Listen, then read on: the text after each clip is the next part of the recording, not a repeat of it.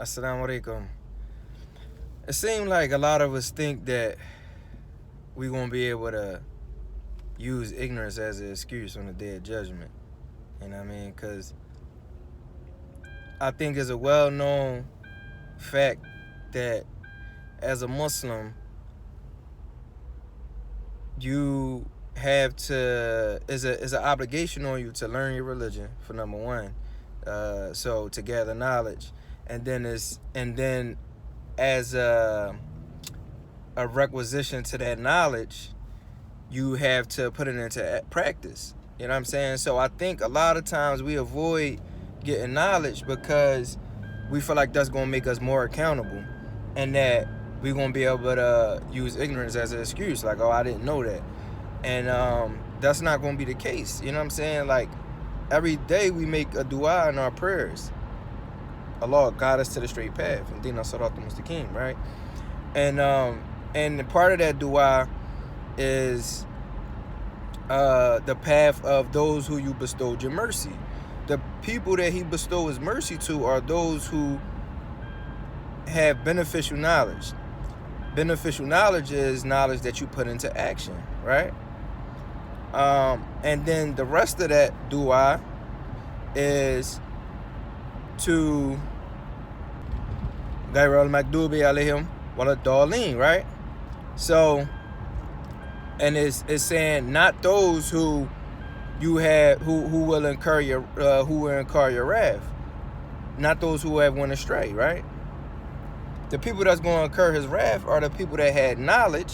We all know this. The people which are the Jews that had knowledge of Allah and they didn't put it into practice.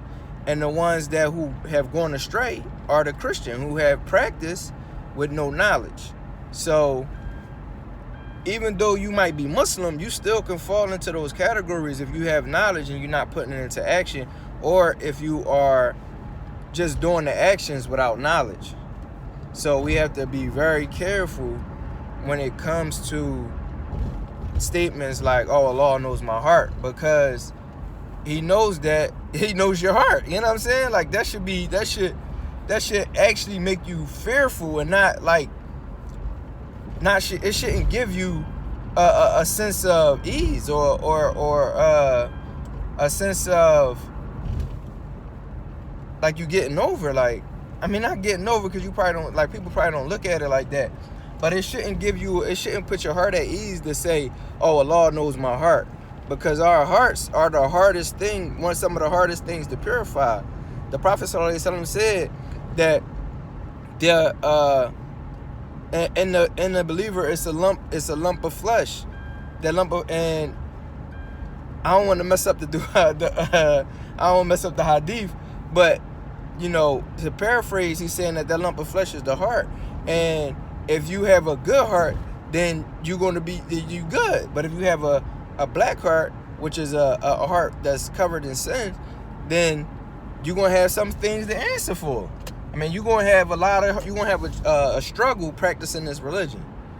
So, man, I hope that we all get serious about learning our religion and stop saying Allah knows my heart as if that is an expiation for you to just go and do whatever you want. And now, I know some of us might think, oh no, but the Prophet ﷺ told the Bedouin that, as long as he, practiced the basic tenets of Islam, that he can attain Jannah. But that's a Bedouin in the middle of the desert with no luxuries, no, no community, really, they didn't really have manners. They didn't really have, they was in solace. You know what I'm saying?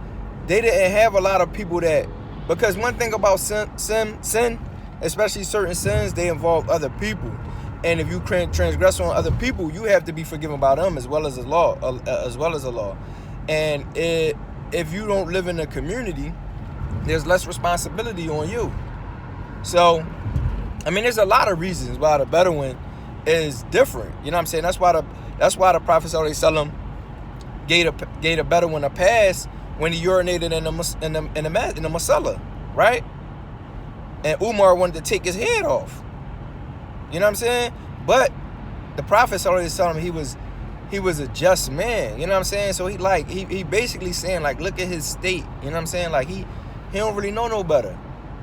You know what I'm saying? Like, this is normal where he's from. Like, and we gotta stop trying to project our normal on people. You know what I'm saying? Our normal should stay in the left 3 lanes. Our normal should include grace for other people who are different from us. You know what I'm saying? The Prophet also said, you know what I'm saying, it's like after he said, I perfected your religion for you. You know what I'm saying? There's no difference between the red man, the black man, the white man, none of that. The Arab, the non-Arab. But a lot of times we got those things so deep embedded in our heart, man. That's why the heart is so hard to purify, because you grow up 20 years in Jahiliyyah and then you turn Muslim and you can't shake a lot of that stuff. It take a lot of work to purify your heart from all of those things. And the Prophet sallallahu alaihi wasallam, just think about this. The Prophet sallallahu alaihi wasallam had his heart purified by Jibril several times. You know what I'm saying? And he was without sin. So think about us. Like, just imagine how our hearts look.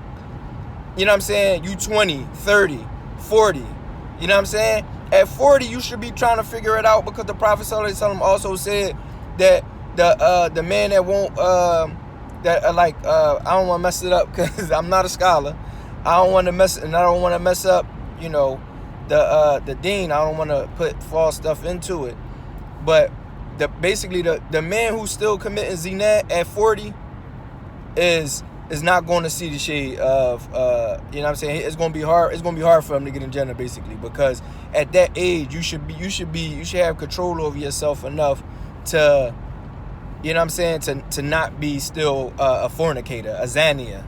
You know what I'm saying? So I mean, just my thoughts. It's just my thoughts, people. I'm not a scholar. So, you know what I'm saying? If I said anything that was correct, that was from Allah. If I said anything that was incorrect, that was from me.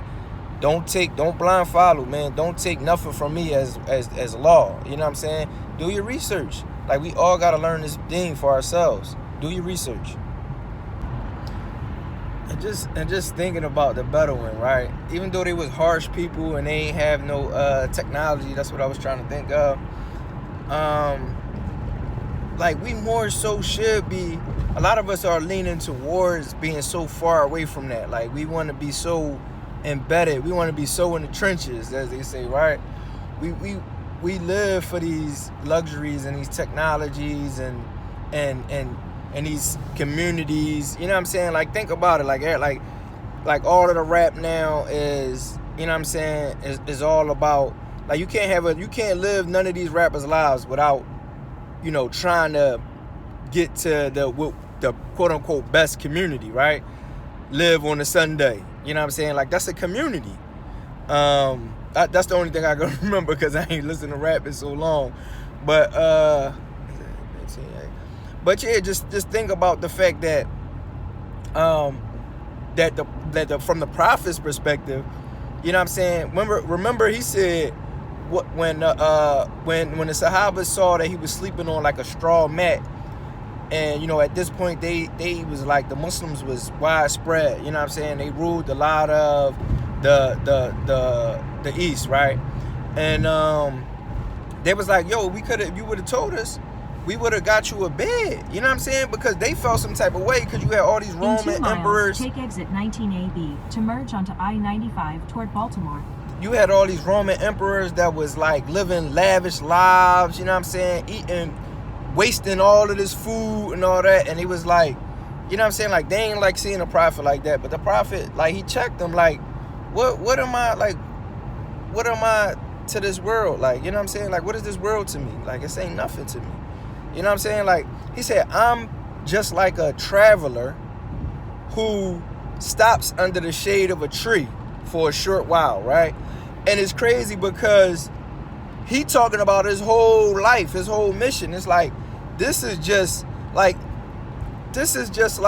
imagine going on this far trip, like, especially in Arabia, where sometimes it might be 110 plus degrees, right?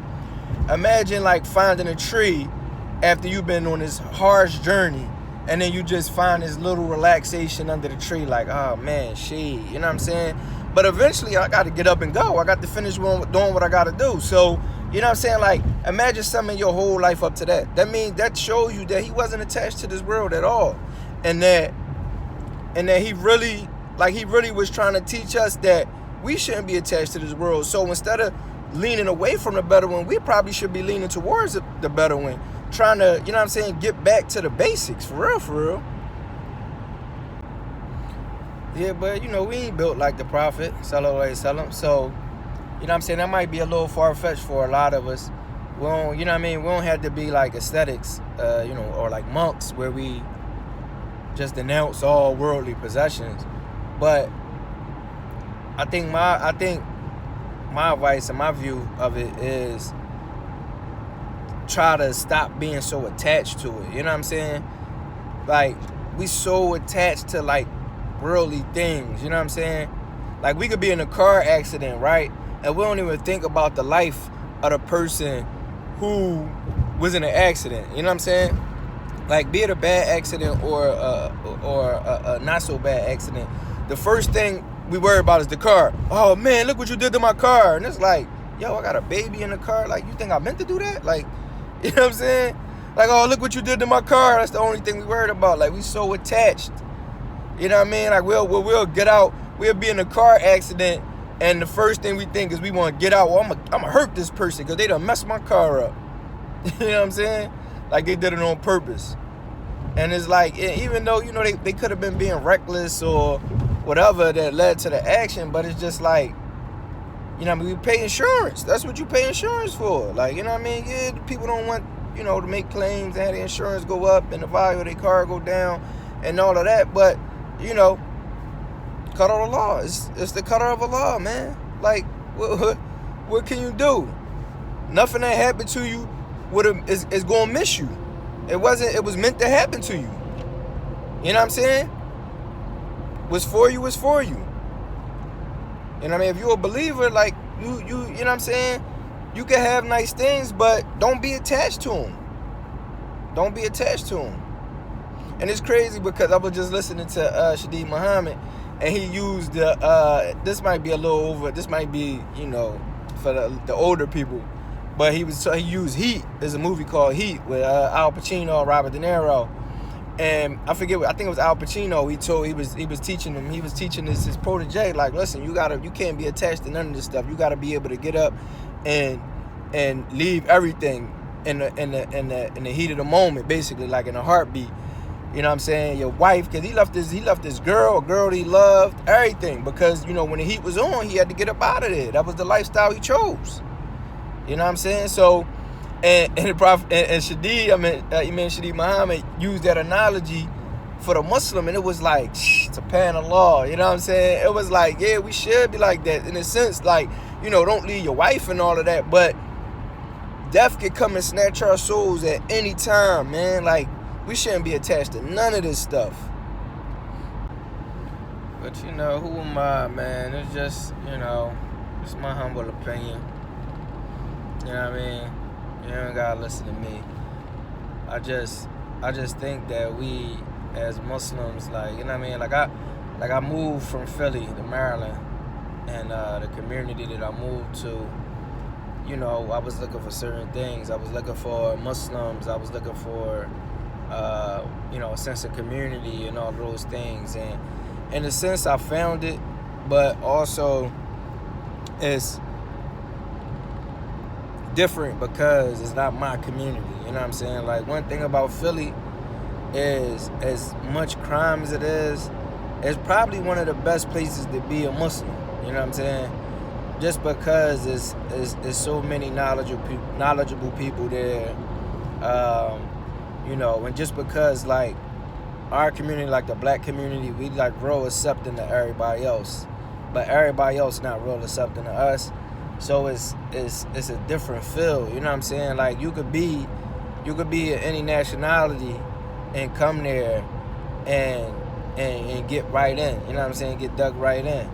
Whereas though on the opposite side, like, you trying to go into somebody else's community, it's not the same. You know what I'm saying? It's like it's not that warmth, or you know what I mean. Like a lot of the brothers like from like the Middle East and stuff like that, like they ain't like I like that like the way that they are Muslims. It kind of affect their whole personality. I do like that because I think because a lot of the Middle Eastern Muslims, they grow up as Muslims, so they're a lot softer in the sense that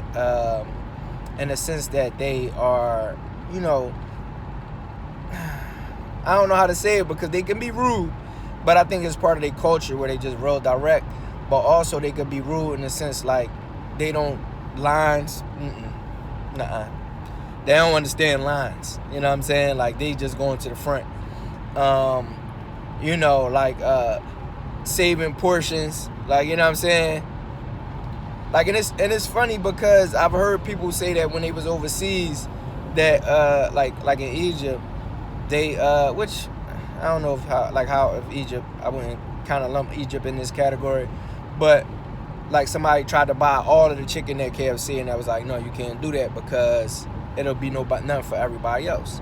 You know what I'm saying? Like, and I feel like here we got a kind of a concept like that where it's like when you making plates on for the like when we celebrating the Eid and everybody, you know what I'm saying, everybody breaking bread together. You're not just gonna pile all the good stuff on your people's plate and leave everybody else the scraps. You know what I'm saying? Like that's rude. You're not just going like at the masjid I used to go to in Philly. Everybody loved the fish, right? So everybody be going crazy over this fish. The elderly will be coming in that joint like, listen, baby, I'm 86 years old. You know what I mean? I just need a piece of fish. You know what I mean? They try to do anything to get to this fish, right? And you know what I mean? I'm young. I'm not gonna tell the old heads like, old head, go to the back of the line. You know what I mean? I'm like, you know what I'm saying? Here you go a couple pieces of fish. But at the same time, I'm not gonna give her 8 pieces of fish. You know what I mean? Whereas though it's like, on the other side, that's your peoples. They gonna be tucking the fish on the side, like, oh, okay, I got you. Here go your fish, bro. You know what I mean? Here you go, Habibi. Take your fish, Habibi. You know what I'm saying? But you know, alhamdulillah, it's like it was a good mixture, man. And you know what I mean? Like I don't want to make it seem like they stingy, because they definitely used to always invite me to the table. Like, and when they cook, like when the Middle Easterns cook, like my Pakistani brothers. Yo, when they cook, man, they cook, like, you know what I mean? They be coming in with pans full, like, take more. And I'm just like, bro, I can't eat that much. I cannot eat that much, man. And it be spicy. I love spicy food. But I'm not going to sit in here and eat a Pakistani spicy. I'm not going to eat a 5-pound plate of Pakistani food. That ain't going to happen. Not during Ramadan. I'm going to be toe up. All that spicy food on an empty stomach. Oh man, I'm gonna miss every joint because I ain't gonna be able to maintain my wudu. So you know what I'm saying. But that's just a little. I'm just BSing. But you know what I mean. It's Ramadan coming up, man. I'm really looking forward to it. But I'm missing Philly, man. I'm really missing Philly. I spent one Ramadan out here and it just wasn't the same. It kind of made me want to go back to Philly just for Ramadan, but you know what I mean. Gotta pay them bills. You know what I mean. That's why I'm trying to be a Bedouin. You know what I mean? Got to worry about all of that. Go move in the middle of nowhere with some land and you know what I mean, some animals. You know what I mean? Pay somebody up, come take care of these animals for the month. I'm out. You know what I mean? Probably don't go to Philly, but you know, but it opened up doors, options. You know what I mean? Go overseas or something. So, you know, just my thoughts, man. I'm just sitting here riding, just thinking about my deen, man, how I love my Prophet, sallallahu alaihi wasallam, and how a lot of people don't really, like, it's crazy, like, as a revert, man, when you revert to Islam, man, your family don't really be understanding. It costs a lot of riff, man. I'm going through a lot of that riff right now, man. It's crazy, man. People, man, we so attached to this worldly stuff, man, because let me say, oh, I got this money for you. They gonna be right at my door. Knock, knock, let me get that money. But anything else, it's like, oh, you ain't called me. So, you know what I'm saying? It's like, what you mean I didn't call you? I don't know your schedule. Oh, well, you should have called me. Now you mad at me because I ain't called you like I called you any other time about, you know what I'm saying, coming to do something. Yeah, I mean, we so attached, man. Like, we be punching that clock so hard. You know what I mean? We it's like if that's your motivation, that's your motivation, man. Go ahead and punch the clock. But that ain't my motivation. So I'm not sitting around thinking about when you off the clock so I could call you to come do something when I could do it myself. You know what I'm saying? Like, if you want to be a part of something, you have to make the effort to be a part of it. I'm not going to call you, say, hey, you want to be a part of this? What In type 2 of sense do that miles, make? take exit 53 to merge onto I-395 north toward downtown Inner Harbor.